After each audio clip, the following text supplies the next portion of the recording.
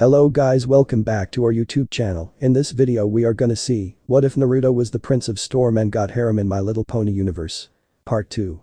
If you want more awesome fan fiction like this, don't forget to hit that subscribe button. So without wasting any time, let's get into the video.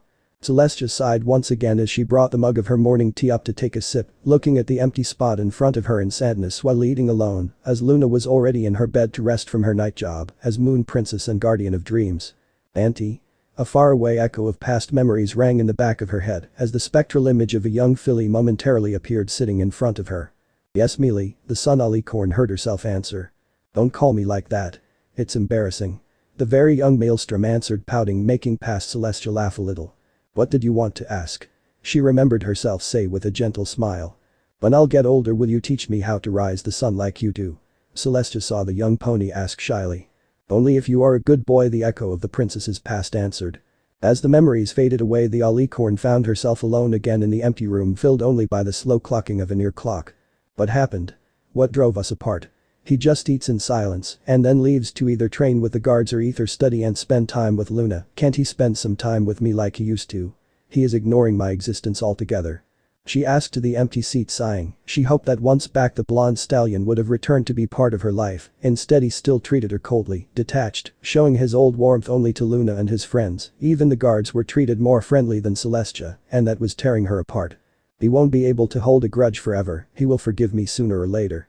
I just have to be patient, she muttered before hurrying to finish her breakfast, so to start her duties as princess of the day. You know he will understand eventually, give him time. We are talking a lot and he has told me of his life as inhuman and his dreams and hopes. He will warm up to you as well. Luna answered as she walked into the room. Why are you awake? You should rest, Celestia said. Nature was calling, Celi.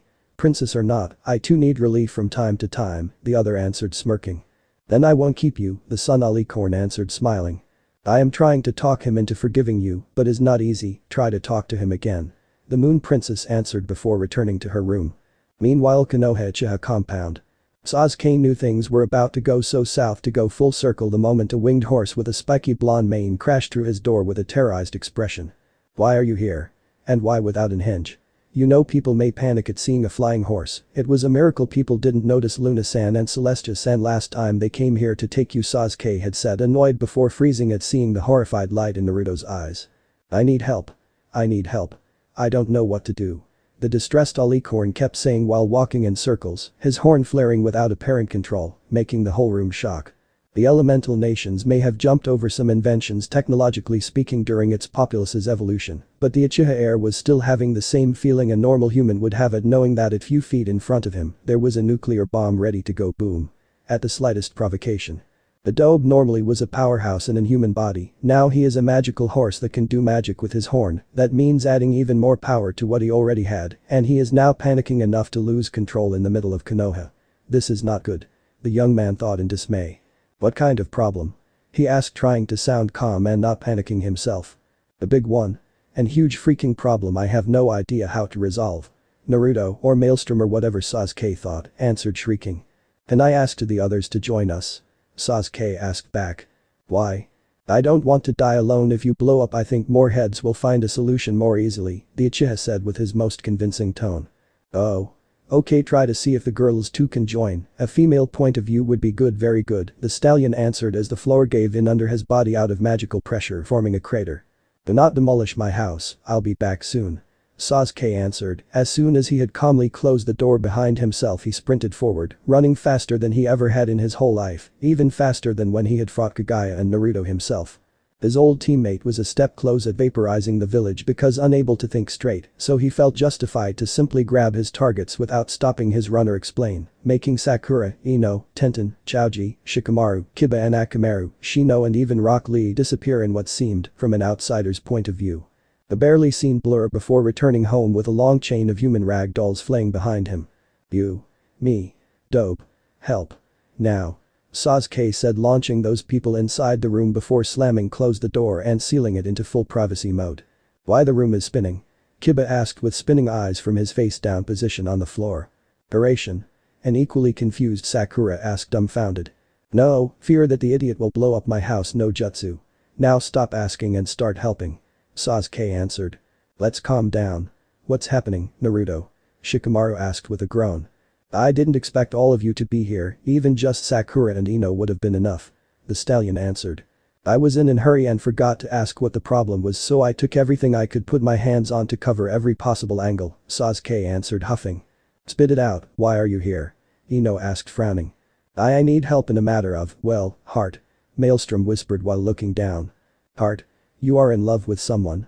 Sakura asked as she and Ino eagerly sat at both sides of the alicorn. Still Hinata? Chaoji asked. The muttered answer was too low even for Kiba to hear.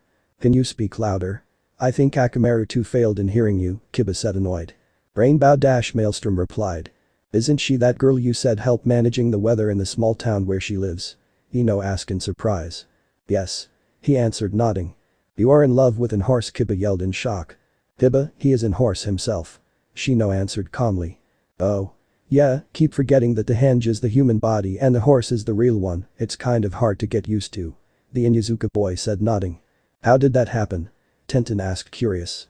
I am taking flying lessons from her, since it's kind of different using wings than just flying with chakra. Luna Kasan is fine, and all, and I just love to spend time with her when she teaches me, or when she tells me stories of my past or about hers and my father's time together, but she tends to be overly cautious when we go through flying exercises, so it's kind of boring. Naruto answered. And knowing you, if it isn't at least a tiny bit dangerous, you get bored easily, Sasuke said, sighing. It's just because even in a different body his spirit is that of pure youth. Lee said, smirking. In a sense, but with Dash it was better. She is funny, cool and pretty much an adrenaline junkie. She doesn't beat around the bush when dealing with someone or something and always push herself to the max to get better, and those eyes and her wings and her fur, that is the color of the sky and… The stallion answered. Okay, you got it bad. But what is the problem? Sakura asked, smirking. I don't know what to do. I happened to blurt out a compliment or two and she seemed to like them. Apparently for the others she is a pony version of a tomboy, but then what if she doesn't like me enough to be my girlfriend? Or if she says yes, then how should I act?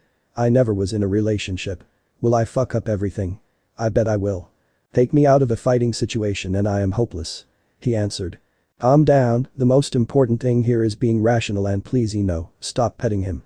Shikamaru said before glaring at the blonde Yamanaka girl. Sorry. But he is just so fluffy and adorable. She answered in embarrassment.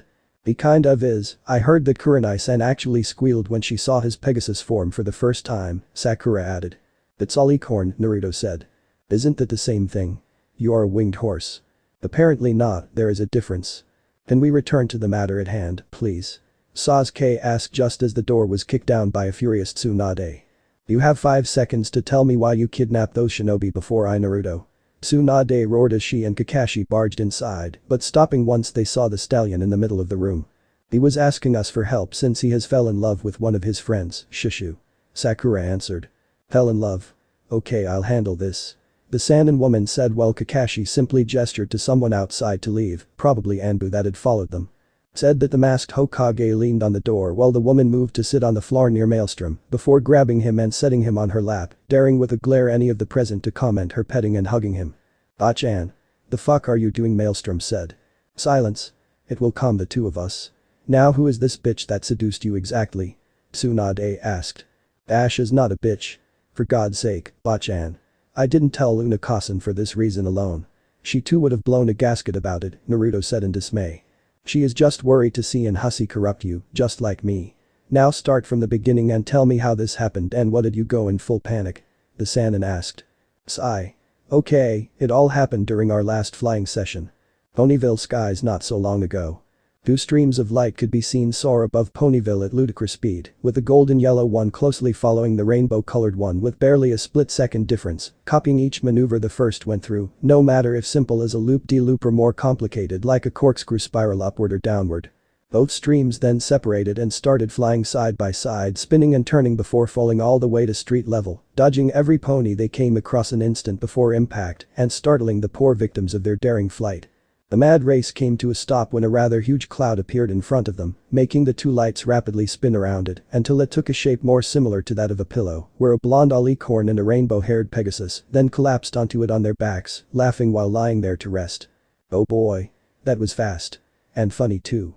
Maelstrom said between fits of laughter. Ha ha ha ha. Yeah, gotta say that it's rare for me to find another flying enthusiast. I mean many would see me as a blindly boasting fool or Dash answered with a small smile. Or an ass that just can't help but boast loudly as she talks about her dream. I know the feeling. I used to yell to the world how I would have become Hokage and protect everyone, but let's say that my academic results at the time were not encouraging, but I never quit nor admitted defeat, and I don't think you should either. Maelstrom answered encouragingly. And then tell me, Mr. Prince, why don't you find me a pain like many others usually do? Even Rarity and Twilight sometimes admit to find annoying my talking about the Wanderbles, she asked back while inching a little closer to him. As I said, I was, and pretty much I still am, just as loud and boasting as you are now, so I actually admire how hard you work to get always better. Sure, you still have that slightly inflated ego problem, but who am I to judge? The stallion answered smirking. Ego problem? Oh, do shut up, Mr. Super Ninja. You're the very last one that should talk about ego. Dash said, giving him a playful bump on the shoulder with her hoof. Boy. You can get away with that, at least contrary to us others. You have good looks on your side too, so their arguments would be invalid in front of pure awesomeness. Maelstrom answered. Come on, enough compliments, it's not like I am all girly like Rarity or a shy cutie like Fluttershy, she muttered with an humorless voice as she looked away. I really think that you are a pretty girl, the ones treating you like a feminine stallion are just idiots. He answered seriously. Fa. Dash huffed in disinterest.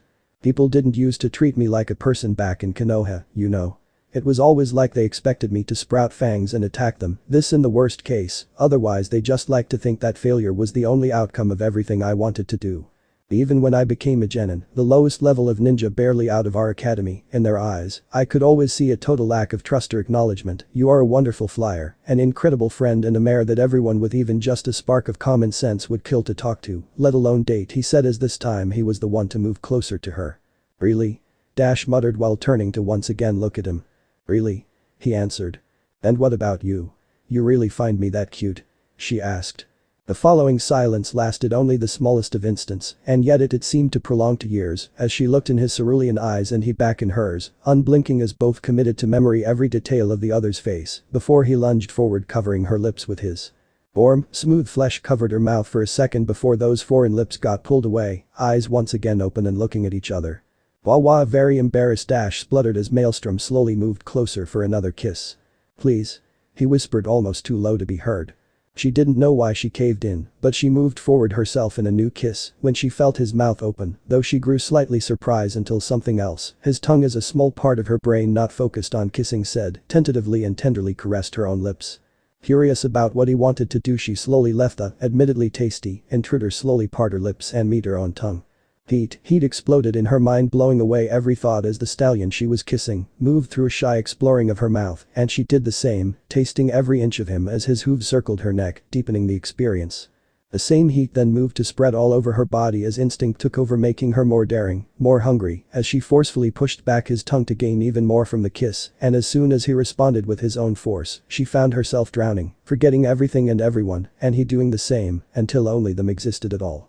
Ignoring even the need to breath just to not interrupt the moment of bliss.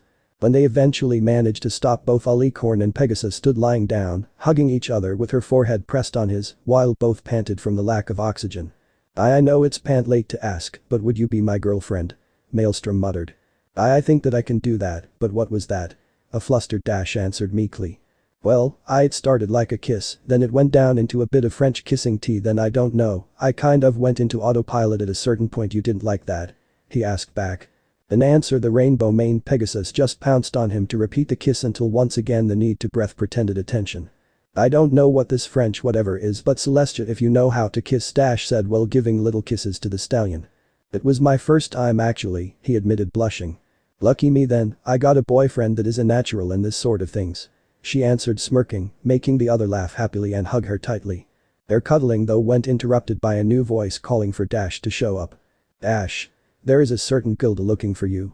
Do something before one of the guys punch that griffin into next week. She managed to anger even placid Cloud. The male Pegasus yelled with an annoyed voice. Sigh. Gotta go, meet you at Sugar Cube Corner. Dash said sighing. I'll be there, Dashi-chan.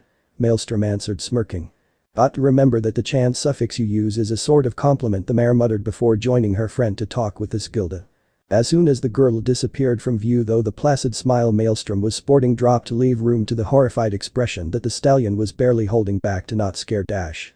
"I have a girlfriend Fuuk," he said before disappearing in a burst of speed that blew away half the clouds covering Ponyville. He needed help in understanding what to do, and he planned to reach Konoha and ask someone. Too bad his panic-induced hysteria had him crash in Sasuke's place instead of Tsunade's. Present time Uchiha clan compound Konoha. "You French kissed and horse," Kiba muttered. "Hoi. Once I wrapped my head around this horse thing, I started noticing the differences between the mares there, and is not bestiality since I am by default an horse myself," Naruto answered. "The fact that she doesn't know what that kiss was it's surprising," Tsunade said. "Their world as well, Equestria is pretty much kid-friendly if I have to say, they don't curse, like to sing and such, even when they fight the worst they do to each other is knocking down or transform the other into something harmless, the worst kind of wounds are black eyes, bruises and the like that risk more during incidents than in proper fights. They are pure in a sense," Naruto answered. "Makes me wonder what would happen should you eat her out," Kiba muttered. "Shino?" Kakashi asked. "Ouch." The Inuzuka boy yelped as Shino slapped the back of his neck. "Thank you Shino," Kakashi said smiling. "No problems, Hokage-sama. Listen, the thing is easy, be yourself. She accepted your proposal because it was something not planned, you were acting like yourself just like you were doing before that happened, it means that she likes you, just the way you are, it's a good start," Ino said with a little smile. "Luckily Hinata is not here she would go ballistic over this," Sasuke said sighing. Okay. Just for this time we are going to give you a little advice on heart matters, see to remember everything, but also know that we are giving you just simple suggestions, as Ino said she likes you, meaning the person or pony you usually are," Sakura said reassuringly. "Okay, I think I can do this," the stallion said nodding. Half an hour later Ponyville. Maelstrom was once again back in Equestria with a more calm attitude towards the whole girlfriend business when a strange sense of uneasiness took him over as soon as he stepped inside Ponyville territory, hurrying into a small trot he started looking for Dash, as for some reason, he had the impression that something had happened. When he reached Twilight's place he could hear a muffled out sobbing coming from inside, thing that had him pretty much open the door with enough force to tear it off its hinges. "What's happening? Dash?" he yelled before running at the crying mare's side in an instant. "Ma Maelstrom? Wah," Dash said before erupting in a new fit of desperate wailing as she threw her arms around his neck. "What happened?" he asked again while hugging her back. An old friend of her Gilda. The two had a discussion and pretty much had their friendship sigh. "Crumble to dust," Twilight answered with a sad tone. "And where is this mare?" Maelstrom asked. "The griffin, she is a griffin and probably already returning home," Dash muttered between hiccups. "She had not been exactly nice with us and Dash defended us instead of siding with her," Rarity said. "So she acted like a bit," the stallion tried saying. "Yes, but please contain yourself. This is no time to lose control, we need to console her," Twilight answered. "Console her, yes," Maelstrom muttered mechanically while nodding. "Kit, I know you and I am of the same advice, there is an ass that needs a good kicking, she needs the Gilda if she is this devastated at losing her, and I can feel your anger at watching her cry, so I'll make you an offer I haven't done ever since you were a genin," Kurama said with narrowed eyes and a growling voice. "I don't like to see her crying, to see her suffer I am listening," Maelstrom answered after a short pause. Don't tell them we are together I'll explain later," Dash muttered in his ear. "Want me to talk with Gilda? I can help her resonate and see that you two can still be friends," the stallion offered. "It's useless, she hates the fact that I have friends here and is too stubborn to listen to others," Dash answered. "Don't you trust me?" Maelstrom asked with an hurt expression. "You would really do that?" Pinky asked. "I consider you all friends and I hate to see my friends suffer like this," he answered. "Thank you, it won't work, but I appreciate the gesture," Dash said grateful. "There is no problem," Maelstrom answered with a kind smile before going out of the library. As soon as he was outside the smile dropped and a snarl took its place, scaring the ones passing by as the stallion's muscles seemed to harden while a strange bubbling aura of energy covered his body, making the whiskers-like markings on his face get thicker, his eyes turn red with slit pupils and his mouth gaining enough fangs to shame a pack of Timberwolves. "Gilda, I swear that I will either talk you into seeing reason or eat you for dinner," Maelstrom growled before opening his wings wide, now somehow even bigger than before. "Yoo-ho, I think I overdid," Kurama thought in alarm as the alicorn took off with enough speed to leave behind even his own sonic boom. The Biju just hoped that by the time they found that griffin he would manage to reabsorb some of the malicious intent Maelstrom was now oozing out in waves.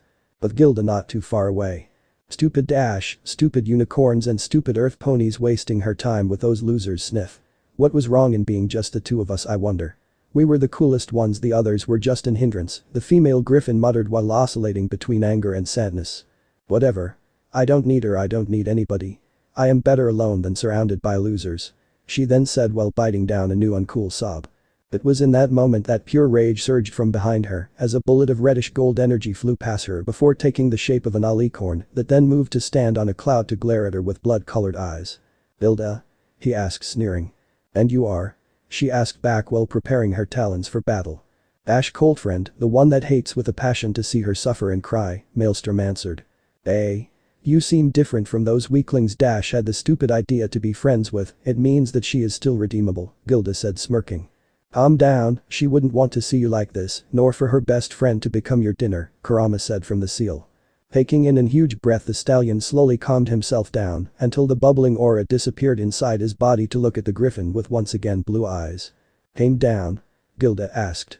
"Yes, I was about to tear off your wings. I should pay attention when using the Biju cloak, it tends to make instincts go high wire," he answered. "You are not joking about hurting me, you are a warrior, but not a normal one, different from those guards I saw, why?" Gilda asked as she too relaxed a little, still showing her willingness to fight though. "Got a trying upbringing. Why have you argued with Dash?"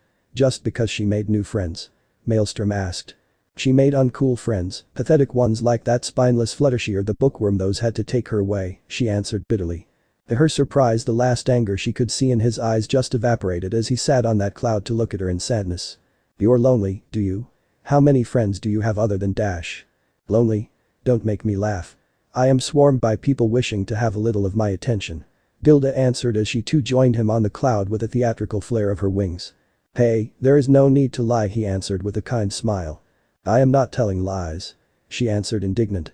You are doing the same thing I used to do back there in Konoha, boasting and loudly proclaiming my awesomeness, filling my mouth with empty words and smiles to hide the pain you are feeling alone, just like I used to," the stallion continued. "Don't talk as if you know me," Gilda hissed with narrowed eyes. "No, I don't know you, but I know you care about Dash enough to be happy for her finding new friends. I bet you were secretly elated to see that she had found someone else other than you, and for some reason you are afraid that she may leave you behind because of that," Maelstrom answered, still with a sad smile on his face. Once understood what her problem was, he could no longer be angry at her. "She will waste her time with those ponies. They are not good enough for her. Not as good as I have always been," Gilda yelled back. "You don't believe in that yourself, you are just scared to be left alone, and guess what, Dash still wants you in her life. She still wants her dear friend Gilda to talk to have the griffin girl she had knew since forever to be her friend, just like with Twilight and the others," he said, unrelenting as he walked closer to her. It doesn't matter, I have already made my choice, whatever friendship I had with Dash is over," the griffin said, shaking her head. "But it does matter. And it will always matter to you. And deep inside you know this is true," Maelstrom said. "Stop," she muttered with cracking voice. "You still care about Dash. About your friendship, don't you? You will never stop worrying about her well-being, nor stop treasuring any memory you two share." "I said stop. That is why you acted like that. You may be happy for her, but deep inside you were also jealous because you feared that she would no longer have enough time to spend with you. You were convinced that Dash had somehow forgot completely about you, and so you lashed out, insulting every one of her friends in the hope she would choose you over them in order to save your friendship. Please. Just stop talking. Feel that, since loving Dash was now making you suffer, you preferred arguing with her, like that if there wasn't any friendship between you two, then the pain would just fade away. That's what you thought, right? Cutting off that bridge in the hopes to no longer suffer like that. Shut up." Gilda screamed in anger as her claw moved on its own, piercing the stallion's side, making her scream in horror. "No. I am sorry. I," the griffin said with wide eyes at watching the red stream flowing down the deep wound. "You know that it won't work, right? You can't just throw away a life worth of friendship just like that. You griffin may be prideful creatures, valuing strength above all else, but you too recognize the value of what you and Dash used and still share," Maelstrom said as the bubbling aura briefly returned to cover his wound and closing it in a subtle sizzling until nothing remained, not even the faintest of scars. "Stop," she said, taking few steps back. "If you don't, I'll attack again." "I don't think so, because you know that I am right. Let's go back. If you want you can stay friends with Dash, she still wants you, she needs you just as much as you need her. Her friends too are ready to offer their friendship, not to take your place, but to have you join the group," Maelstrom answered, smiling. "And you?" Gilda asked while relaxing even more. "Me too if you want. I don't want Dash to think she has to choose between me, you and the others, I just want her to be happy," he answered, nodding. "Fight," the griffin muttered. What? Fight with me, if you win I'll give a try to this, but if I win you will let me go and never bother me again, Gilda said. You need to play the baddest woman until the end. So be it, just don't expect me to play nice just because you are Dash friend. I won't play nice either. You want to impress me enough to have me listen to what you say. Then show me how good you are in actions too other than words. Ready? Maelstrom asked smirking. Bring it on. I'll show you wham. Gilda had the time to say that as soon the fight started the right hoof of the stallion impacted with her face in a very human style punch. Half an hour later Ponyville. You sure you will be okay, Dash? Twilight asked. Sniff. I'll be, Maelstrom must have failed talking to her. I am not surprised, she had always had an head as hard as stone, the Pegasus answered sadly. Yeah, but the guy here hits hard enough to crack rocks. Gilda muttered as both she and the stallion landed near the group. She had various bruises and a swelling eye, while he was sporting a huge smile and several clawing marks on his side. She insisted to have us resolve it in the Griffin way, namely fighting until the other admit defeat. Maelstrom said grinning. It doesn't work like that, I think. Twilight said uncertain. She said it did instead, the stallion said shrugging. Ash, I am not good at this sort of things. Let's say that I am not happy about how I acted before, okay, Gilda said in forced annoyance. It means that she is sorry. Pinkie Pie said smiling. We know that, Pinkie. Rarity answered sighing.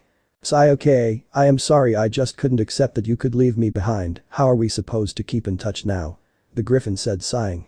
Stay here in Ponyville, Maelstrom offered. What? The other mares plus Griffin yelled.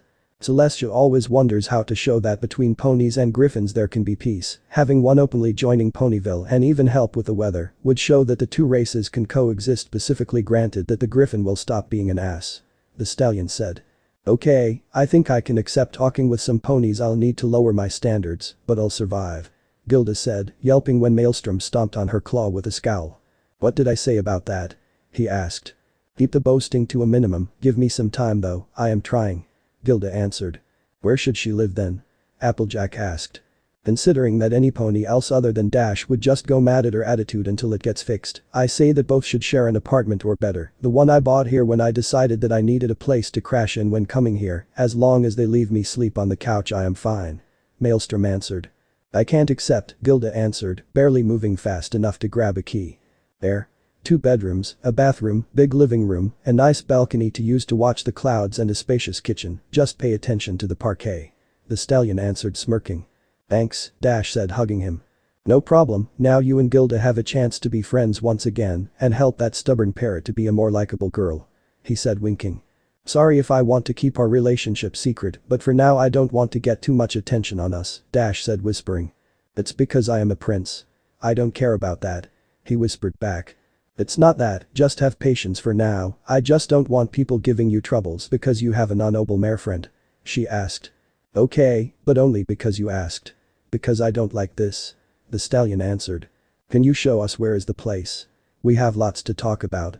Dash asked. Follow the clone, he will take you there, Maelstrom answered as a shadow clone signaled them to follow. Once far away the stallion turned towards the main 6 and sighed. Can I ask you to give her a chance?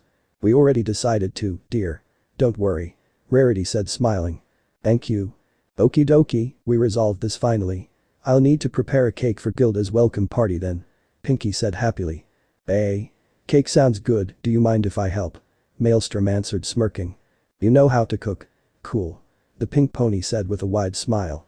Used to live by myself before coming here, I am no chef, but I don't lack imagination. He said. We will leave you 2 chefs alone then, I still got a boutique to take care of. Rarity said laughing as she left for her shop. I need to go too, sorry, but I still need to check on my animals. Fluttershy muttered blushing before leaving.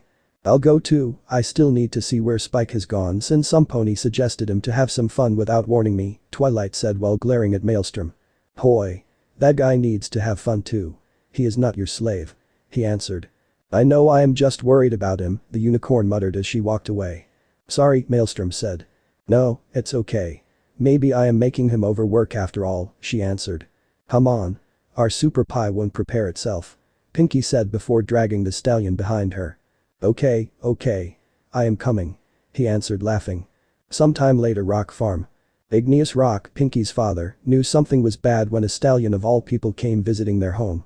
He was not exactly an overprotective father by any means, but just like every other father, he was still feeling kind of queasy at the idea of any male figure not family-tied spending too much time alone with his daughter.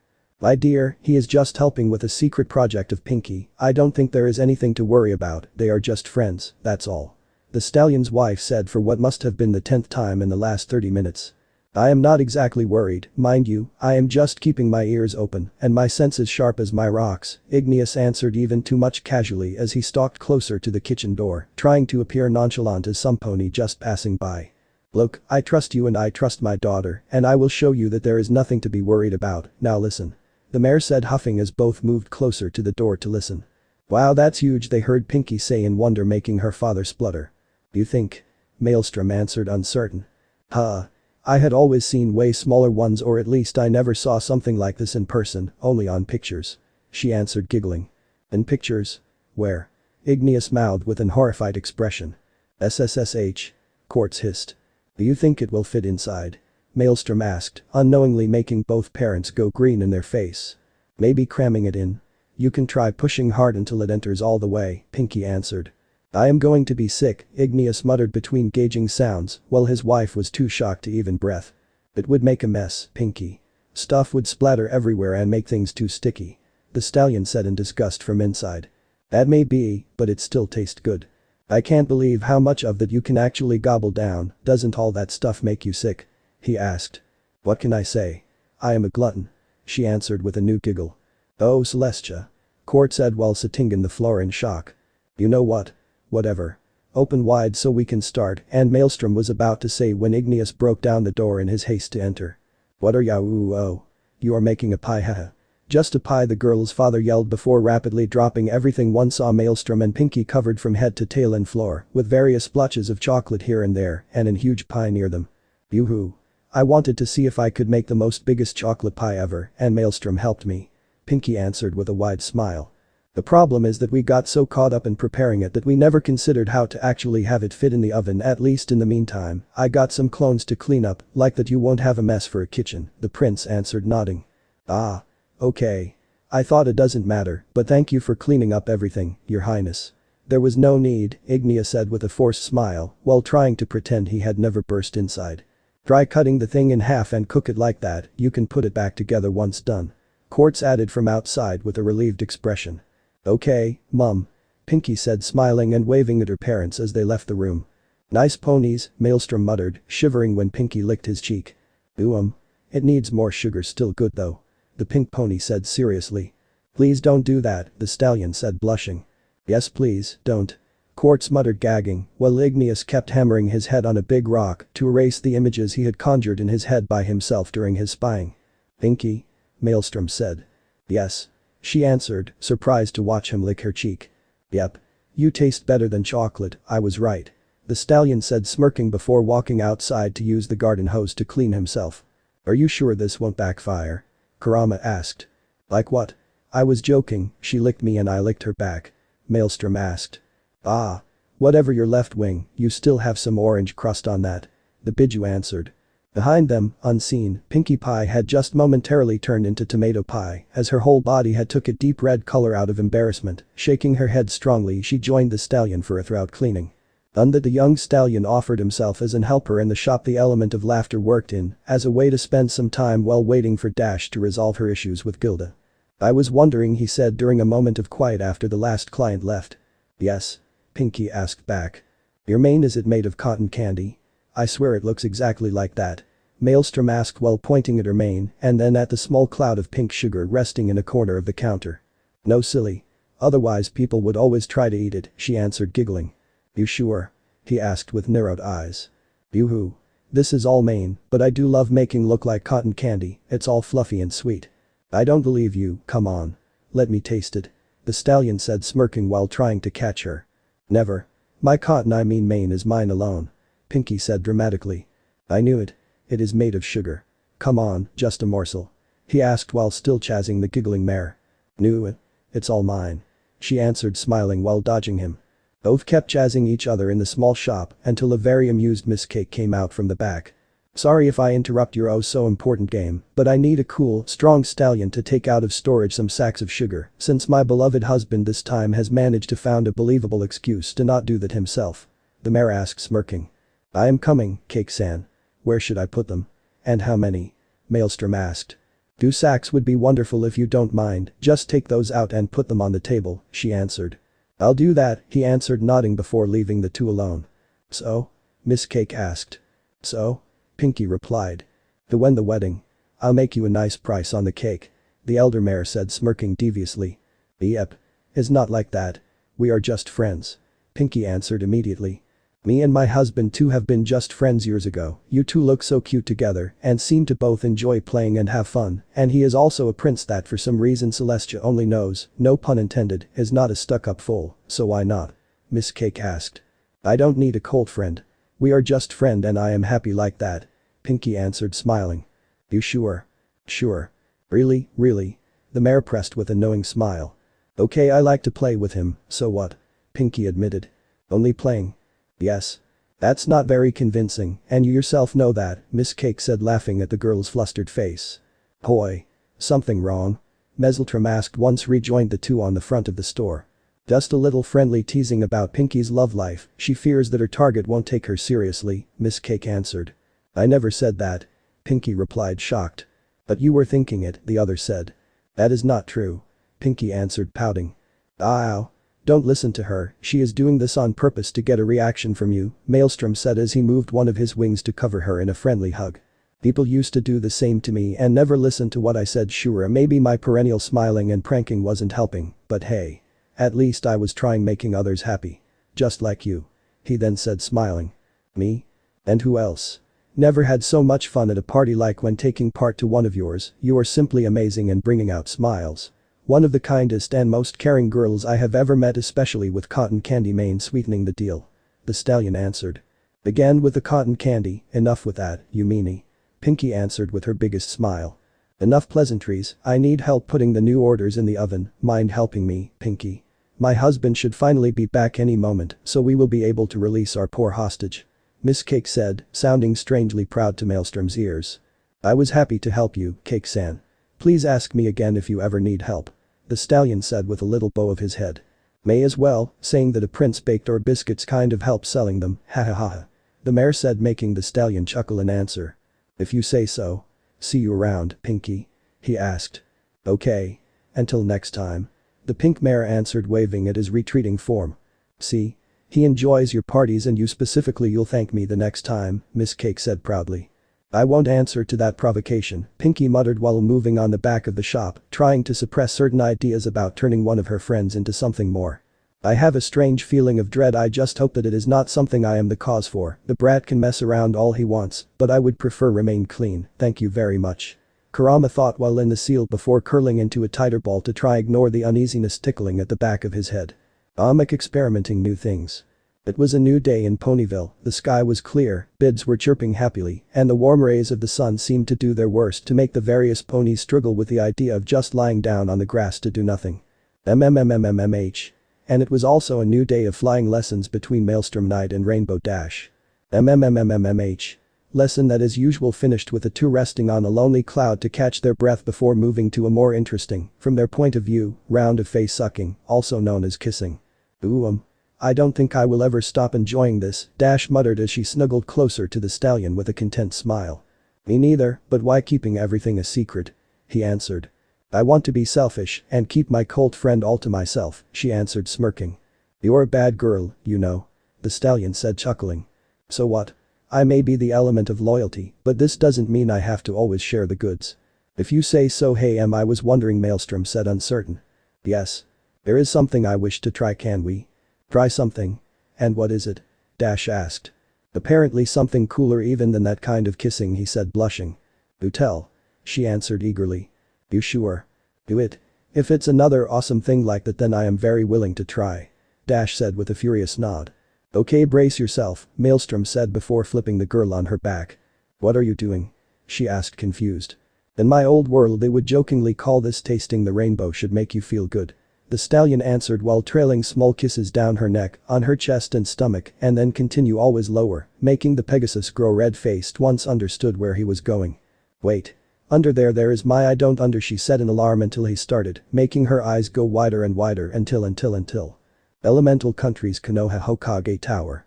It was a new day in Konoha, the sky was clear, birds were chirping happily, and the warm rays of the sun seemed to do their worst to make the various shinobi struggle with the idea of just lying down on the grass to do nothing.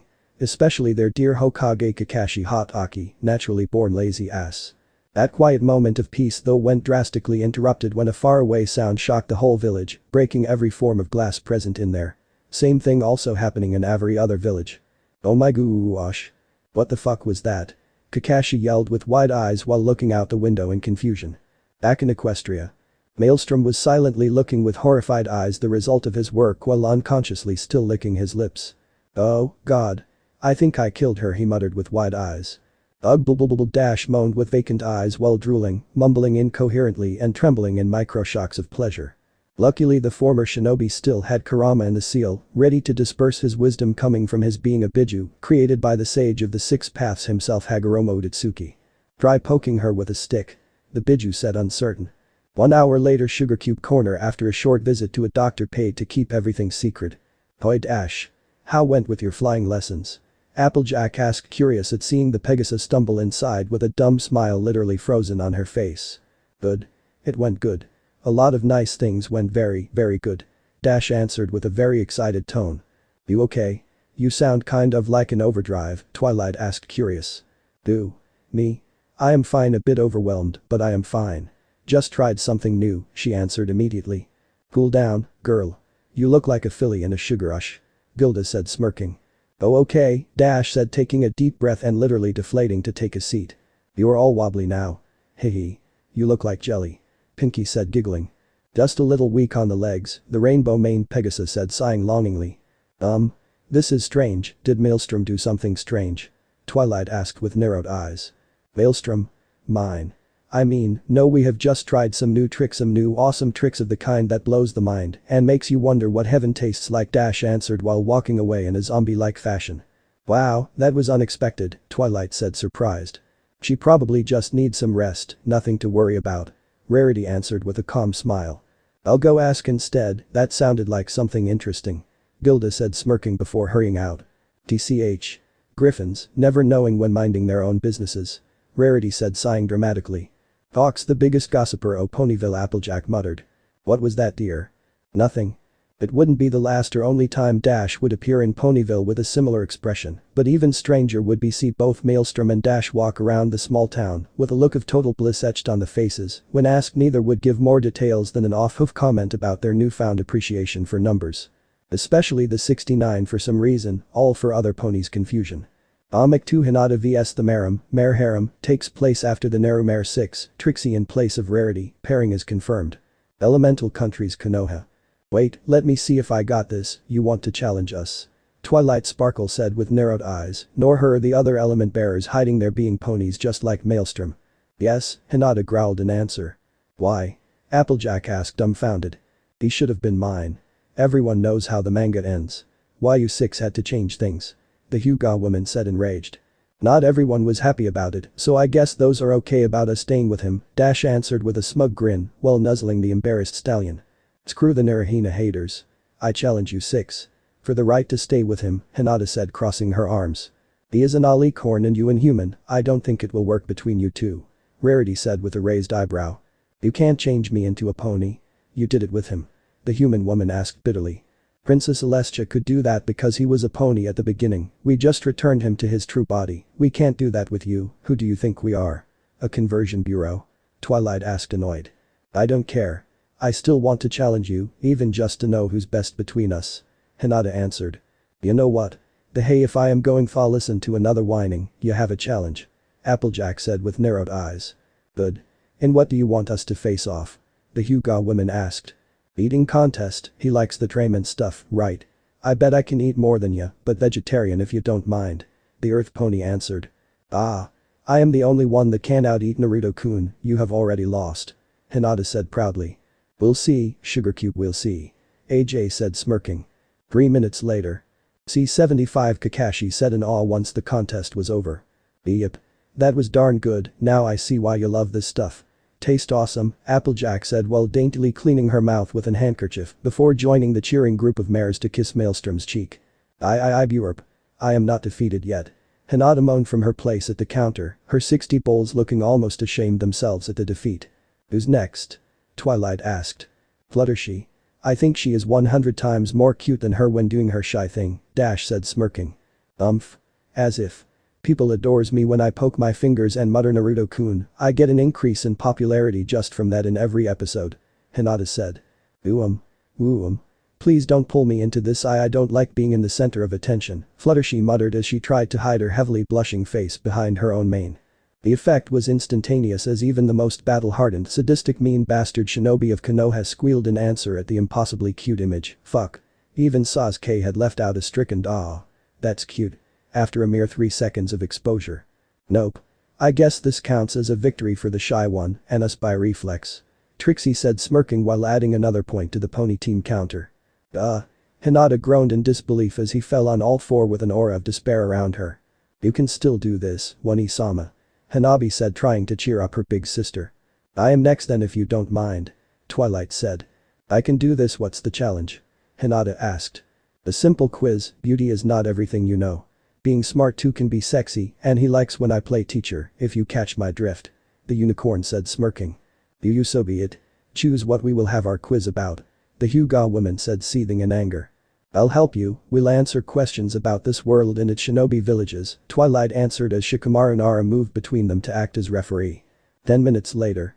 Hinata wailed while getting consoled by Ino and Sakura, the scoreboard above them not helping in the woman's despair. Hinata. -120. Twilight sparkle.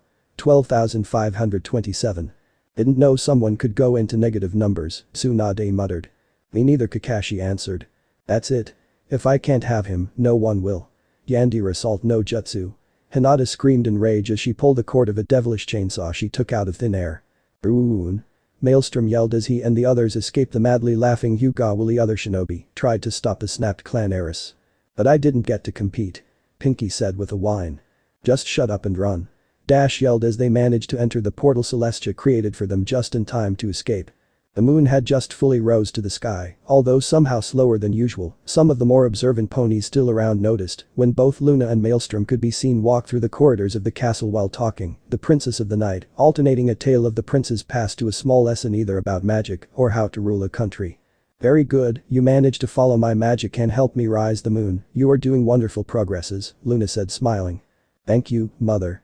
Maelstrom answered grinning, he knew he would never stop feeling good at calling her like that.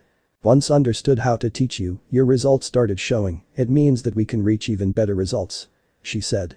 The last 2 months had been the hardest of my life though, the stallion answered. Don't say that, otherwise I will start believing it to be true, Luna said shaking her head before sighing as she stopped in front of a particular window, isolated from the others and highly decorated. Are those 3? Maelstrom muttered sadly. You and your father, yes, Celestia had it installed shortly before she banished the 2 of us. She answered sighing, surprised to feel her son move one of his wings to cover her back, making her nuzzle his neck with a sob. We look good, the blonde stallion said as he leaned his head on top of his mother's, both looking at the image of a soldier and an alicorn playing with a small Pegasus colt under the full moon. I miss him so much, Luna muttered. Me too, I would have loved to be with him as well. Do you think he would have hated knowing that I grow up as inhuman? Maelstrom asked. Your father never once regretted a single choice he made, it was one of the things I always admired of him, and he loved you dearly as I did and still do. I bet that even now he is proud of you, and probably even happy to know that as inhuman as well you had been with people ready to die for you, no matter you're not being their real son, Luna answered as she moved away from the stallion to kiss his forehead. I'll be always with you, no matter what. I won't abandon you. Maelstrom said smiling. Sigh. Just look at you, all grow up and handsome. How long before a mare comes to take you away from me? Luna answered grabbing her son's face with both her hooves to better look at him. I was serious about not leaving you, you will always be the most important pony to me, and even then, very few mares can compete with you, you are just too cute, the blonde stallion answered smirking, carefully not mentioning that Dash was still at the top of his list of mares, though. Ew. My little Maelstrom is still a mama's colt. I am glad, but don't say those embarrassing things. It may go over my head otherwise. The moon alicorn answered before crushing her son in a strong hug. Just telling the truth, the blonde stallion answered, happy to see his mother back into a more positive mood. Up in the heavens. That's my boy, keep your mother safe and stay always by her side, I know you will protect her well, Fierce Storm, a pony with white fur and blonde mane, said with a proud smile. He is a good boy, don't worry, as he will do the impossible to keep everyone safe, another voice said as a blonde human sat near the stallion. Minato, your gods decided to let you go then? Storm asked as he nodded at the human. After what I did to help against Kaguya, they deemed a prize for my help was necessary, and so, ever so annoyed, the Shinigami decided to spit me out. Sorry if I have stolen your son for a while, Minato answered with 2 bottles of sake appearing in his hands.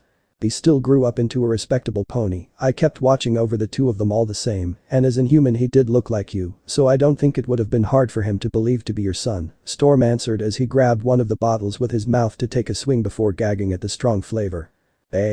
Sake of Iowa, goes down like water and then it kicks you right in the stomach, but the similarities between me and him were all Celestia's work, she used some of my blood to shape Naruto's human body, to make him blend in better, and I guess the spiky hairstyle ended up influencing his true body, as well. Unfortunately his looking like me didn't help me not growing attached to him. Minato answered, sighing. And I am not angry about it, he had lost a father when he was barely able to walk by himself, I hoped he would have grown up with at least his mother, but that too had not been possible. I am happy to see that had nothing happened in the elemental countries, you would have cared for him, as if he was your own son, until his time to come back had arrived, the stallion said smiling. He made me proud several times and he still does in fact. Same here, Storm said as both smiling fathers took a swing of sake at the same time. But his kissing skills obviously come from me. Minato then said smugly. As if. He is all his father's son, I too could drive mares mad with desire with a mere kiss, Storm replied with narrowed eyes. Oh, really? Does Luna-san know about that? The 4th Hokage countered. I could ask the same, is Lady Kushina aware of your claim as a womanizer? The royal guard asked back. TCH. As if I believe that, by the way. Luna-san seems a fine mare, so I bet she gave you that first date only out of pity. Minato said as he moved to glare at the pony. How dare you? At least I didn't play fool just to attract the attention of a woman clearly above my chances like Madame Kushina was for you. It took a pony napping for her to notice that you could be a serious man too. Storm answered growling. Oh. You put it like that now, at least I never used the same cheesy lines you used to woo Luna-san. Really, did you copy them from a box of chocolate? They were pathetic. Minato said between clenched teeth. Oh, because complimenting a woman's hair is any better. Very suave, human. Storm answered, now both man and stallion were pressing their foreheads together to growl at each other. Shut up, you mule. Minato yelled angrily. Mule?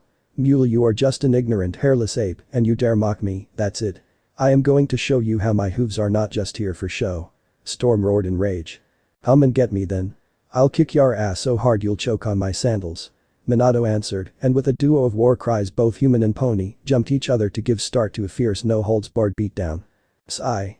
I swear, somehow Naruto-kun has inherited both their temper, how is that possible? Kushina said with a defeated sigh as various souls of pony and humans tried to separate the 2 furious fighters that had somehow forgot their respective ways of fighting to just kick and bite each other like struggling kids. Back in Canterlot. Now it's time for us to talk about more serious matters, Luna said with narrowed eyes as both returned to walk. More serious matters?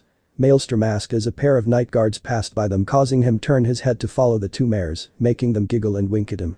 Exactly, the Moon Princess said bitterly, making the 2 guards trot rapidly away with a glare. Mother? Are you Maelstrom? Sigh. Are you a flank guy? Luna asked in worry. A flank guy? The stallion asked back confused. I saw you just now, you were looking at those 2's backside, she said. What? No. The blonde answered, shaking his head wildly. Don't lie to me. I saw you. Even with Celestia. As she is trying to entice you back into loving her with those dirty tricks. I knew it. Luna said with a gasp of horror. No. What are you saying? Maelstrom yelled in embarrassment. You are not looking for a mare friend, right? Right. The Moon Alicorn asked with wide eyes. Mother? He said with a worried tone. You can't spend time with girls. You are cute and studly, they will kiss you. And then you will hug each other and then. Luna said with a gag of revulsion before hugging the life out of her son. Maybe you are exaggerating. Maelstrom muttered with a muffled voice from his mother's neck. You have not a mare friend, right? You are not going around dating when in Ponyville in your free days from being a guard, right? Luna asked with a pleading tone. No, mother, I am not going on dates with girls. The stallion answered. The next day, Ponyville. Maelstrom and Dash could be seen walking through the small town chatting amicably and sometimes even laughing loudly at some internal joke of theirs, almost like a date was the reason behind it. And in truth it was, but not one of the ones watching knew that. "So? How are things going with Gilda?" he asked while adjusting the bag on his back filled by books the girl had bought. "Pretty good, the others are still a little stiff when around her, not that she helps them with her attitude, but we are getting there," Dash answered as the duo walked towards the apartment the rainbow-maned Pegasus shared with the griffin. "I am happy to hear that, she is a cool girl once you get to know her," the stallion answered. "She keeps pestering me for details about what we do though, she still insists we should tell every pony that we are together," Dash said sighing. "Hey. It's okay, as long as you are not embarrassed about me being the cold friend I can stay put and keep everything a secret," Maelstrom answered. "You know that I am not ashamed of that. Come here," Dash said before opening the door of the apartment and signaling him to move closer. "Yes?" he asked as he inched forward. The answer was a quick kiss that soon evolved into a more fierce tongue war of several minutes before both had to separate to breath, both smiling at the quite exhilarating thrill of having a secret relationship. "I need to cover the turn of a friend today, meet you tonight for a midnight fly?" Dash asked, sighing happily as he nuzzled her neck to cover it in small kisses. "Sounds kind of romantic, count me in, my Ribo princess," Maelstrom muttered nodding. "Okay, I'll be around Cloudsdale if you need me," she said. "And I'll be helping Fluttershy with her animals instead." "You are not cheating on me, are you?" Dash asked with narrowed eyes. "She just remembers me of an old friend, that's all. There is no need to be jealous," Maelstrom answered smirking. "I am not jealous," the Pegasus answered pouting. "Good. Because I like only one girl, and that is you," he answered. "Just shut up and go before I drag you inside and we spend the rest of the day doing nothing but snuggling," she answered with a smirk and a blush before pushing him outside. "You make it sound like a bad idea." "Just go, you silly teaser. And my eyes are on the front, remember," Dash said as she walked inside before briefly turning to wink at the stallion. "I was not watching your flank," Maelstrom answered immediately. "Yeah, and I have not wings," she answered laughing and taking her bag away from his back, this time waving her tail left and right teasingly as she walked before slamming the door closed right on the blonde's face. "I am not one of those guys," he muttered. "Oh, no, you aren't. It's just that this world's girls have asses with magnetic powers that attract your eyes towards there against your will," Kurama answered smirking. "Oh, do shut up, furball," the stallion said in anger. Some time later, Fluttershy's forest, also known as her house's garden. Fluttershy was feeling nervous, it had been months since the blonde stallion started helping her with the animals and she still could not feel at ease with him. "Boy. Just a minute. At least give me enough time to fill the plates," Maelstrom said smirking while preparing the plates of seeds for the various birds flying around him. It was not like he made jokes about her shyness or the fact she hardly spoke a word or two with him, he seemed just happy to help her and answer whatever rare question she happened to blurt out, and he just didn't seem to find her annoying for that or the silence they both shared while working. "Done. The birds too have their food," he said with a nod of satisfaction as he walked close to her. "Thank you," she muttered looking down. "I am not going to eat you, you know," he said chuckling. "What? You act like if you fear me to fight you." "I won't," the stallion answered with a gentle smile before moving towards another group of animals clearly waiting for their fill. For some reason her animals had been pretty open with him, not from the beginning, but they did open up to him pretty fast. He had explained it was thanks to his being a toad sage, giving him a stronger link to nature itself, and that probably her animals could sense that. The only exception was Angel Bunny that was still wary with him. But the rabbit always was with every pony that was not Fluttershy herself. "I am sorry," she muttered. "Nah. It's fine, the first time you saw me I started fighting with Nightmare Moon and demolished half the town, I too would think of some pony like that as a brute, it's okay," he answered shrugging. "No it is not. It's very rude on my side and I am sorry if I made you feel uncomfortable," Fluttershy said. "Don't worry about that. You know. You remember me of Hinata, she is just as shy as you, or used to, she is finally getting out of her shell. So I don't mind seeing you act like that, it brings back good memories," Maelstrom answered grinning. "Is she the human girl you wished to date before coming here?" the Pegasus asked. "Oh. And how do you know about that?" the prince asked curious. "Well, Rarity and Twilight were helping Princess Luna when she was feeling down from your escape, and the princess talked about the several humans you know, and she mentioned that human girl and then Rarity told us," and Fluttershy answered nervous, her face getting redder at each word. "Hoy. Hoy. Calm down, your face is going to catch fire if you get any redder, cute it may be, but all that red can't be healthy," the stallion said before playfully nudging her a little. "It's okay, I am not angry. Just surprised," he then said with a reassuring tone. Oh, okay, she answered, nodding. Now, everyone has a plate full and front bears have been massaged. Foxes seems happy, Maelstrom said while looking around with narrowed eyes. They get very happy when you are around somehow, Fluttershy added. I have an huge one sealed inside me, maybe they can feel Kurama's presence. The blonde stallion answered. I would like to meet Mr. Kurama, the mare muttered. Really? Why not? The other answered. Don't you dare. Kurama said from the seal. There is no need. Listen to the pony. Don't bring her here. I am a badass war machine, and I won't be pet by a pastel-colored pony. The Biju warned again with a growling voice. Don't be like that, maybe some pony like you will crack his grumpy attitude, Maelstrom answered while skillfully ignoring the nine-tailed fox. I don't think. You don't trust me? He asked with his saddest expression. Oh okay, but no pranks. Fluttershy said. Deal. The stallion answered. I am so fucking hating you right now, Kurama muttered with narrowed eyes. How do we do it? She asked. Look into my eyes and relax, I'll do the rest. Okay, the mare answered nodding.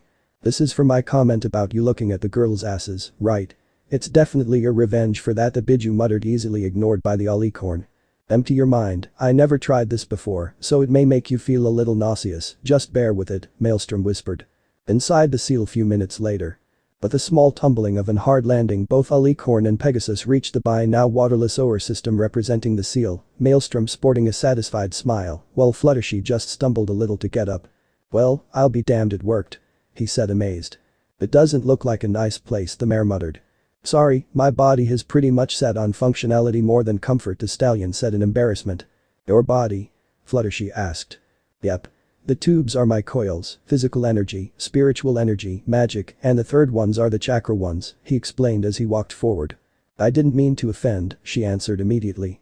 You say sorry too much, just like Hinata, don't worry about it, should something you say really hurt me, I will tell you flat out, otherwise don't worry, but yes, I admit this place is not nice, but it was even worse before, so it doesn't suck as much now. Maelstrom answered chuckling. He compared me again with that human girl he used to like. He doesn't keep coming to help me just for that, right? Oh, my gosh. What if he tries to go out with me? I never was in a relationship before.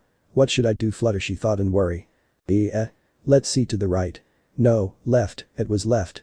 She saw him mutter while walking in front of her. What happened with that girl then? Now that you are a pony? The Pegasus asked. She was heartbroken, and so was I, but in the end we both accepted fact that I would have stayed in horse for the rest of my life. She was not happy, but once we finally talked about it, we decided to treasure the very few good memories we had together and move on, as very good friends, but nothing more than that for obvious reasons, he answered sighing. I am sorry to hear that, Fluttershy answered walking faster so to be at his side.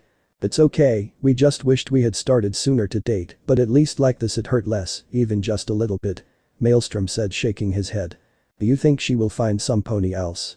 I really hope so, I still want to see her happy, he answered with a sad smile. And what about you? Fluttershy asked, managing to sound neutral out of some sort of miracle she could not fathom. I don't want to talk about it, he answered, his smile turning into a smirk this time. A mare has already caught your attention then? She asked nervous. That's a secret, the stallion answered. Oh my gosh, I was right. I remember him, that girl, so he might like me for the same reasons. What do I do? What do I do? What do I do? Fluttershy thought in absolute panic. She had a suspect already when she learned how he used to steal glances at her flank every now and then, especially since Angel had took to kick him every time he did that, so she knew the stallion was looking at her whenever she could hear him yelp in surprise, and while somehow flattering, it didn't help her feeling anxious when near him, but this was adding a new meaning to the thing. The problem was that a small traitorous part of her didn't seem to mind either. This was so wrong.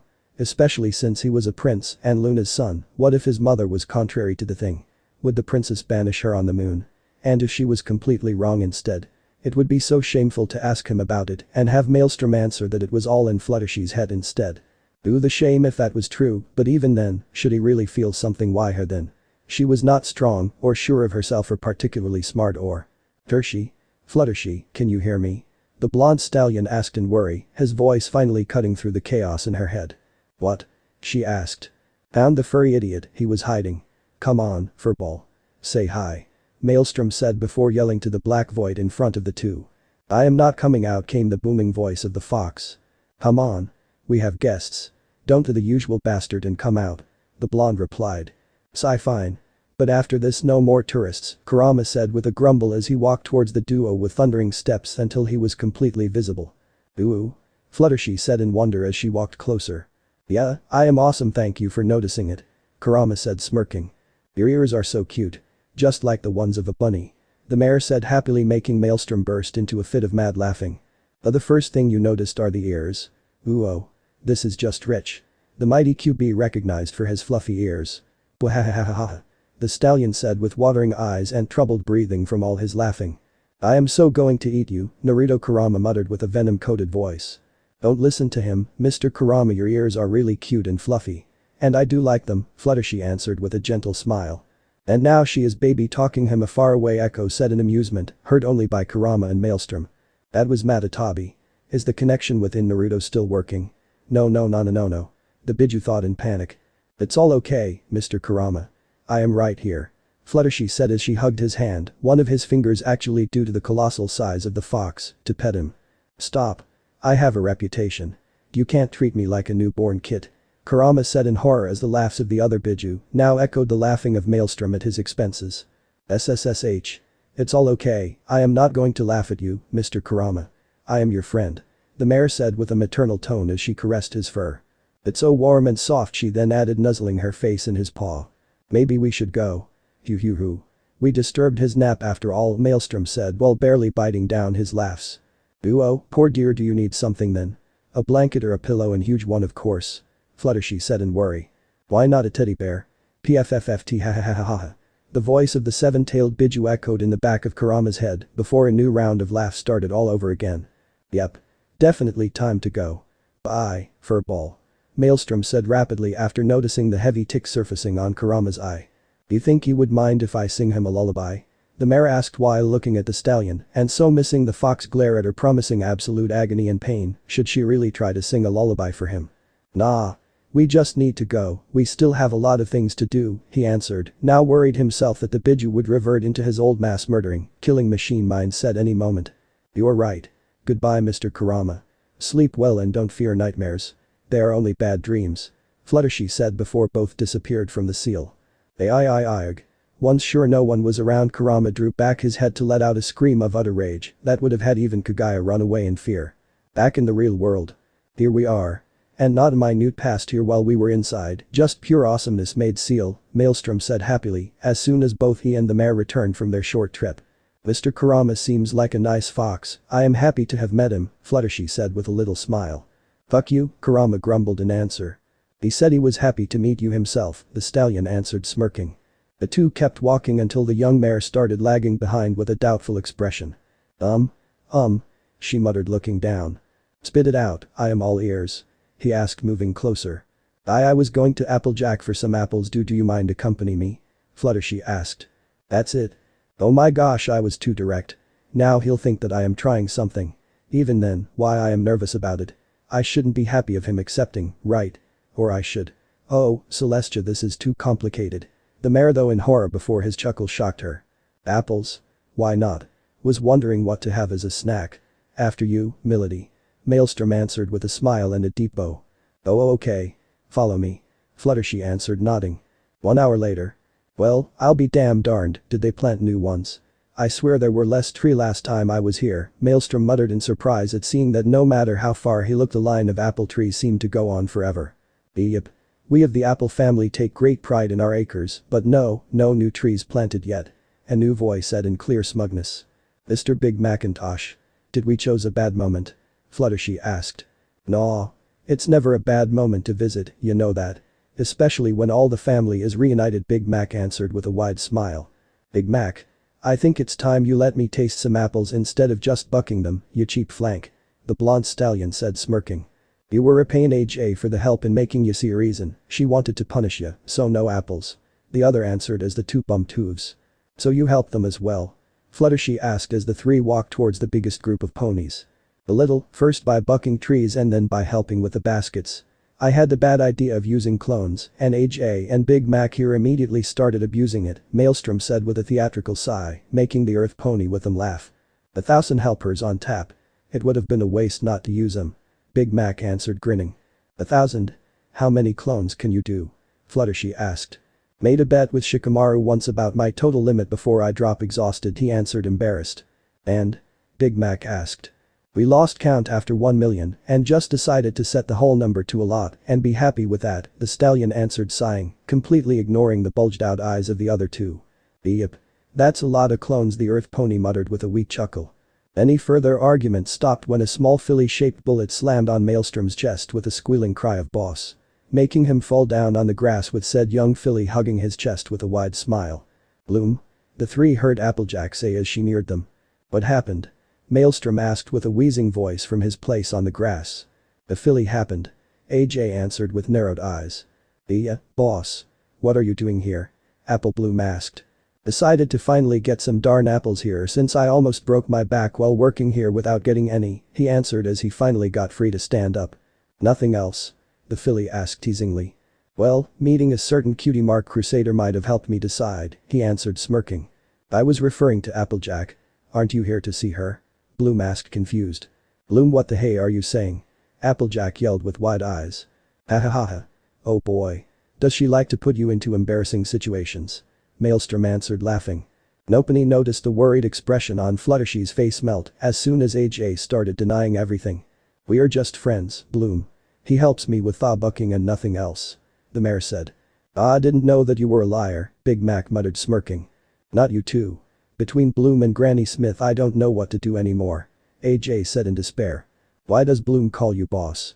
Fluttershy asked, trying to change subject, hoping to make the strange ache in her chest fade away. This one here is apparently helping Bloom and her friends to find their talents and gain their cutie mark, Applejack answered. Haha. Guilty. They remember me too much, my friends Konohamaru, Mogi and Yuden, to not help them after being the boss for the members of the Konohamaru Corps. Being that for the Crusaders was nothing different and I still find a lot of fun at playing ninja, so I didn't see a problem in that, Maelstrom answered shrugging. A ninja playing ninja? Mac asked smirking. Yeah, the irony is not lost to me but is still a lot of fun, the blonde stallion answered. When we started calling him boss we didn't understand why he kept laughing, then he told us why. But we can't still find our talents no matter what we do. Bloom said sighing. We'll need to keep trying then, if you want you can count on me, Maelstrom answered.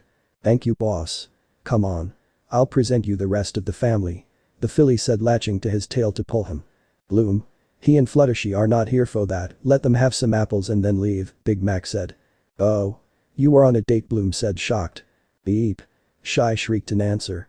We are not going on a date, we are just friends, Maelstrom said, playfully bumping her on the head with his hoof. Good. Otherwise AJ would have been jealous. The filly said with narrowed eyes. Yep. The farmer shrieked in embarrassment.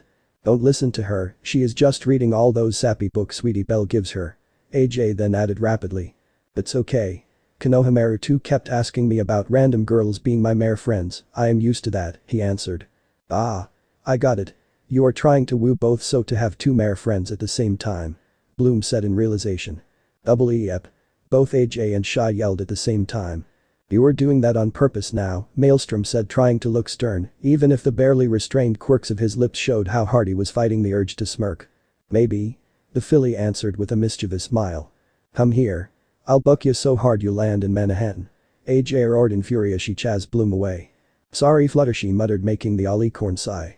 Again with that sorry, I am not angry, as I said Bloom was doing exactly what my friend used to, asking random girls if they were my girlfriend in the hope to put me into trouble, and just like him, the result is instead the girl chasing Bloom in anger. I am the one that is sorry, I hope you are not offended, he answered shaking his head. No, don't worry. I am not offended. Fluttershy answered smiling gently. See? All better when you smile now, where do you people keep those darned apples? I have an hole in my stomach that needs to be filled, Maelstrom asked with a whine. This way, you fool. Just cause like that you'll stop whining. Big Mac said with a snort before escorting the alicorn towards the rest of the apple family. Oh, gosh. He likes my smile as well. What now? What do I do? And that was yet another moment of crisis for Fluttershy as she trotted behind the two stallions. Other than that small moment of anger between Bloom and Applejack, things continued fairly well, surprising Maelstrom with how friendly and most of all vast the apple family was with the sheer number of members. You have to think like this, my family is one of the most ancient in here, my ancestors actually helped in the founding of Ponyville. Big Mac explained. Whoa. Cool. So in a way a lot of people are more or less related to you? The alicorn asked in wonder. Yep. Almost everyone has an apple member somewhere in their family, maybe even you. Like a grandfather or a great-grandmother lost somewhere in one of those fancy tapestries. The eared pony answered laughing. I'll need to remember to check, the blonde stallion muttered. But you do. Come, I want to introduce you to Uncle Jobs, he always says that he will make the Apple brand famous. Ah. That crazy pony, did you know he started working in a garage? Big Mac said as he guided Maelstrom towards other ponies to introduce them to him. Meanwhile this was happening, Applejack was doing the perfect impression of an apple, as her face was just as red as one, while Granny Smith and other elders kept asking embarrassing questions about her love life. You sure that he is not here for you? He always smile whenever you're close. One of the old mares in there said with a knowing smile. That is not true. We are just friends. AJ answered in denial. You are the element of honesty, right? It means that telling lies is not your forte. An old horse added laughing. Do you know how many of the family are known to have impregnated their future spouses when they bring them to the family reunions, right after introducing them? It was such a normal occurrence that for a while it had become an unspoken rule, so if you want some privacy with him, I dare say that the Barnartha Westfield would be perfect as long as you keep it down, haha. Granny Smith said winking. Granny, what the heck are you saying? The element of honesty yelled with wide eyes. There is also the old tree, you know. The oldest one of the acres, me and your grand-aunt had used those shadows for our first encounter, it's very romantic and isolated, Grad Uncle Golden added with a nod. And don't forget the storage room, I still remember the thrill and fear of getting discovered with my 80 time cult friend, oh. How many memories. Aunt Alicia said with a dreamy expression. What's wrong with every pony? Applejack yelled in disbelief. You can lie all you want, but the rest of the family seems to at least accept him. Bloom too likes the boy. Granny Smith answered. Oh, Celestia. AJ said in despair as laughs erupted around her. Go for it, girl. Never waste an opportunity, Grand Uncle Golden said, nudging her towards Maelstrom general direction. I don't like him, right? AJ muttered. Your heart will be honest, just listen to that, Granny Smith answered with a gentle smile. Okay. Good. I can't wait to see some little ages trot around bucking trees. The old mare said happily. Granny. Applejack yelled with a red face. I. A sudden scream silenced every noise, though as a young filly could be seen run away from some wolf-like creatures made of wood. Timberwolves. Take the kids to safety. A voice yelled as the adults rapidly moved to cover the young colts and fillies to give them time to escape. Need some help? Maelstrom asked with narrowed eyes. Yep. Those are weak, just a rock and they fell to pieces, but they can still hurt with that bite, Big Mac answered. Got it. The stallion answered as he opened his wings wide to sprint forward, head-butting several timberwolves and turning them to splinters. I will help the kids to reach inside, Fluttershy offered. Good, keep 'em safe, please. Big Mac answered grateful. Applejack.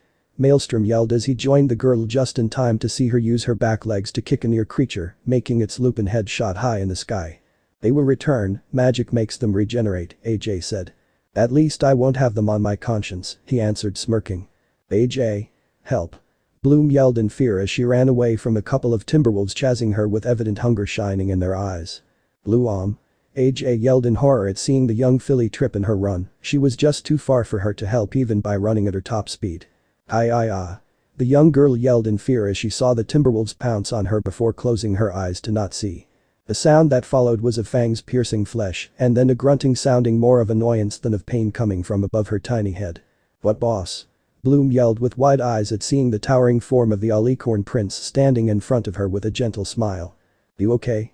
He asked her in concern while ignoring the fact that he had a duo of timberwolves biting down on his wings and the third one latched to his neck, all three trying to clearly tear off flesh from bones. Wah. Give me a second, okay? He asked, still smiling, before lifting his wings high to shake off the dog-like creatures and throw them far away. You done? I have things to do. The stallion then said, pushing away the last remaining attacker, making it stumble back. Hurrah! The timberwolf whined in surprise. No, I don't care. Rasengan. Maelstrom answered, turning the thing into fine dust thanks to the spiraling sphere on the tip of his horn. Feel that, bastard. He then said, smirking. Bloom, are you okay? Adge asked as she finally neared the filly with a worried expression. I am okay but Bloom answered while pointing at Maelstrom. Meh. I got paper cuts that hurt more. This got nothing on Nagato's Shinra Tensei or Sasuke's Indra's arrow technique, don't worry. He answered with a reassuring smile. But you are bleeding, you should go inside, it's too dangerous. Applejack said worried. You are defending your family and I am going to help you. You may be all I am a strong independent mare and I don't need no stallion, but I won't let some pony get hurt and do nothing, so make room because I am going to help. The alicorn answered. Go inside, Bloom. Big Mac and the others will protect you, I won't stand by either, Applejack said in determination, trying to not look at the deep wounds on the stallion near her. Oh okay, please pay attention, Bloom answered nodding before running away as fast as she could. Are you sure? AJ asked. TCH. You want to protect your family and I want to help you do just that, I'll just need a little nap once done to heal, don't worry. Maelstrom answered smirking. Then show me how hard you can buck those sticks. She yelled before charging forward. Hey. A strong spirit if I ever saw one, Maelstrom said before joining her. Between her and the rest of the Apple family pushing back the dozen or so Timberwolves got finally pushed back, almost every pony present got covered in bite marks or other superficial bruises, making of the alicorn prince the only one that sustained any serious wound in his reckless shielding of Bloom.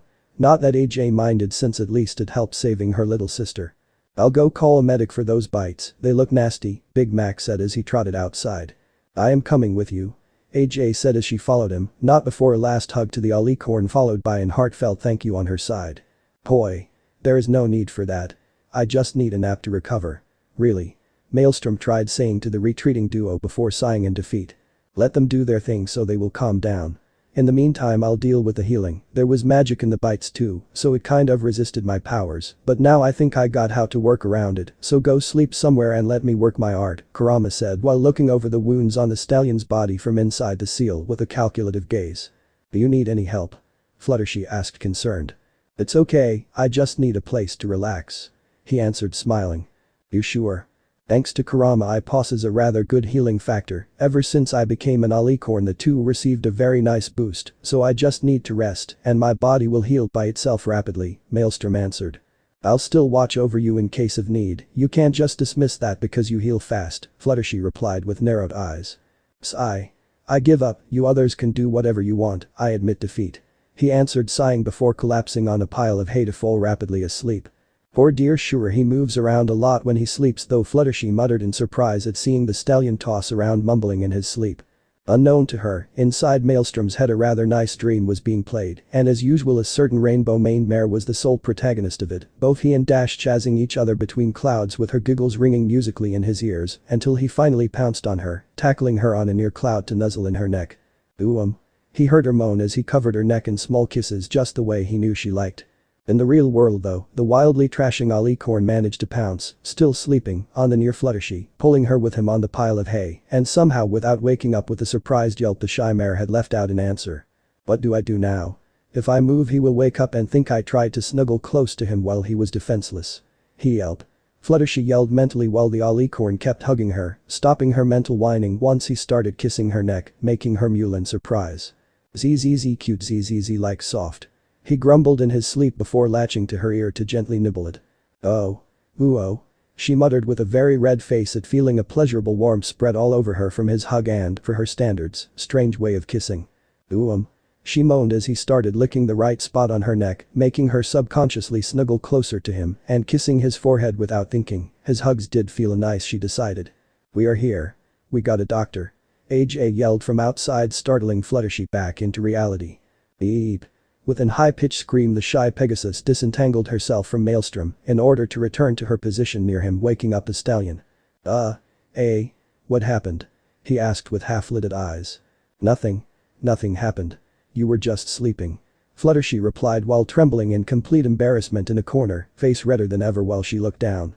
Here I am, let me see those wounds, the medic-dressed Pegasus said with a professional tone as she neared Maelstrom with a bag strapped to her back.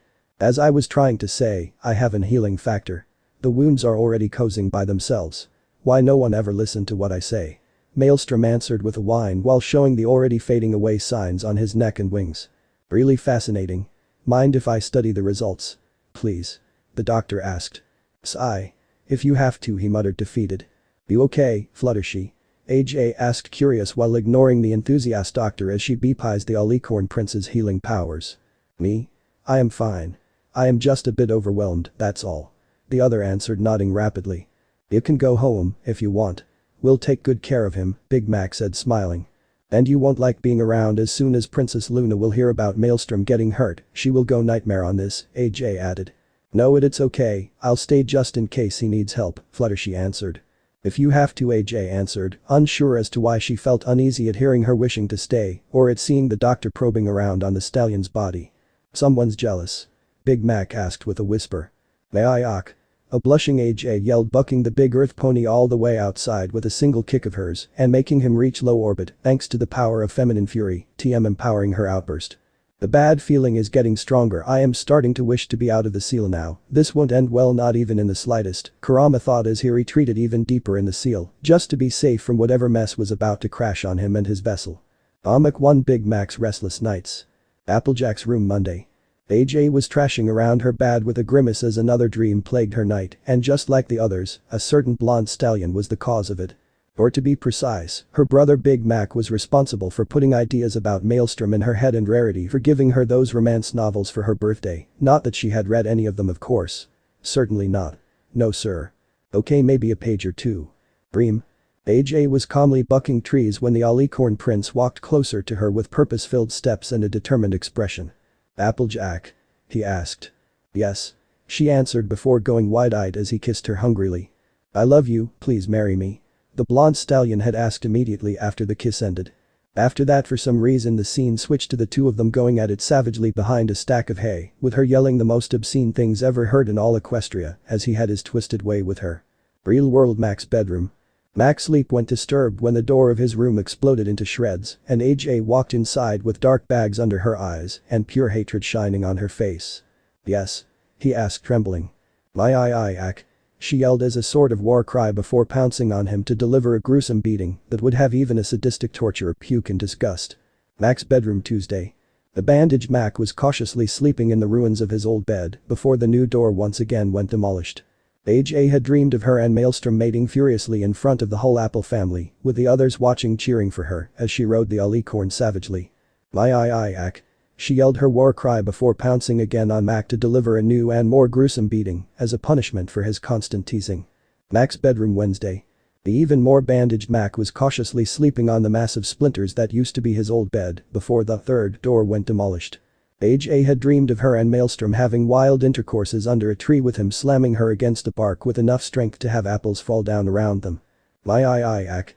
She yelled her war cry before pouncing again on Mac to deliver a new and even more gruesome beating as a punishment for his making her dream about the Alicorn. Mac's bedroom Thursday. The now terrorized Mac was literally sleeping on the floor since there wasn't enough matter to define where he was lying as bed anymore before yet another door, this one in reinforced steel, went demolished again.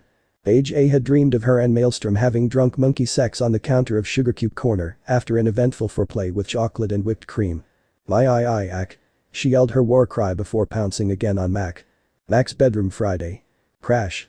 My ack. AJ had dreamed about her, Maelstrom, and an huge assortment of whips and blindfolds. Mac's bedroom Saturday. Crash. My ack. AJ had dreamed about her, Maelstrom, and he using his shadow clones to fuck her into oblivion. Mac's bedroom Sunday. Crash. My ack. By now Mac was too busy crying and AJ too angry to understand what she had dreamed this time, so he just closed his eyes and waited for the beating to finish. Ponyville Library Monday. Please repeat, I don't think I understand. What do you want from me? Maelstrom asked while massaging his temples with both hooves. Please go out with ma sister. I can't do this. Every night she is angry because she dreams about you and hits me because she says it's my fault. And I can't sit properly anymore. Her. Please, I beg you. Big Mac howled between tears as he threw his heavily bandaged, heavily bruised and mangled body on the ground to kiss the prince's rear hooves. Oh okay. Maelstrom said, uncertain. Crash. May I ack. AJ yelled as she demolished the door of the library to enter. With a girlish scream worthy of a 5-year-old kid, the earth pony dove through a near window to escape the mayor's wrath. Hoi, AJ. Maelstrom said rapidly. Yes. The girl asked. I was going to have a walk, mind joining me? He said with a nervous smile. Like a date? Applejack said, surprised. Well yes. The Alicorn said while watching dash behind AJ, nod encouragingly to him with a scared expression herself. Oh. Okay. AJ answered with a wide smile. Perfect. In 10 minutes in front of Sugarcube Corner then. I'll offer you something before the walk, he said. Okay, I'll be there. AJ answered, nodding eagerly while watching him rapidly walk away. Outside the library. Sigh. I did it, I am safe now. Hehehe. I am safe. Big Mac muttered from his hiding spot with a broken giggle and twitching eyes. You told him about my dreams, don't you? A venom-coated voice hissed from behind him. No. Please Celestia, no, Big Mac muttered, whimpering. May I ack? No. Amek 2 always the shy ones, aka Fluttershy 2 has her mind in the gutter shy male erased scene. Fluttershy and Maelstrom were calmly walking towards where Applejack lived, the shy mare silently contemplating the fact that maybe the stallion with her was developing feelings for her, oblivious that he was already in a relationship that he had sworn to keep secret. The problem was that a small traitorous part of her didn't seem to mind the idea of him courting her. This was so wrong. Especially since he was a prince and Luna's son. What if his mother was contrary to the thing? Would the princess banish her on the moon? And if she was completely wrong instead? It would be so shameful to ask him about it and have Maelstrom answer that it was all in Fluttershy's head instead. The shame if that was true, but even then, should he really feel something? Why her then? She was not strong or sure of herself or particularly smart or… What should I do? I am out here all alone with him and he likes me. What if he decides to take me, force me to lay in the grass and then make me feel his breath on my neck as his throbbing stallionhood rubs against my folds? She thought while stealing glances at his strong-looking legs and powerful muscles. What if he wants to mount me right here and then tells me that he won't stop until he makes me carry his little fillies? Oh my. She wasn't exactly shy because of issues of self-esteem, more likely because by always living surrounded by animals, she had seen a rather wide array of mating ever since she started, and all that natural smut did take its toll on her mind after years of exposure. Maybe he will force me to call him master even. And have his way with me in front of every pony and parade me around as his possession and humiliate me and pretend me to scream to all Equestria how much I like taking inside his huge. Fluttershy, can you hear me? The blonde stallion asked in worry, his voice finally cutting through the chaos in her head. I give up. You can take me, you beast. I am yours. Finally unable to hold back any more, Fluttershy totally snapped, and with a face completely red in shame, she dropped down on the grass and moved her tail to the side to show her most private parts. After few seconds of silence she dared to look back, all to see Maelstrom look at her with wide eyes, and around them her animal friends all watching her shocked. Only Angel Bunny was different, as the animal was going through all the motions indicating a stroke, as the bunny collapsed on the floor with an horrified expression frozen on its face. Seeing the overall dead silence surrounding her had her realized that she had basically invited with a lust-filled scream Maelstrom to mount her in front of every pony. That in turn resulted in the mare screaming of absolute shame before running away to hide under the covers of her bed. I have to wonder where the fuck was all this luck with women back when I was Naruto in the elemental nations. The alicorn muttered while walking mechanically towards the Apple family place. Maybe it got locked away like you're being a pony. Kurama answered uncertain, he too shocked by the shy girl's outburst. But in hindsight they should have known, it was always the shy ones, and she was literally called shy after all. Chapter end. Alright, that's it for today's video guys. Let me know in the comments section how was the story, and also don't forget to like, share and subscribe. I will meet you in another video, peace out.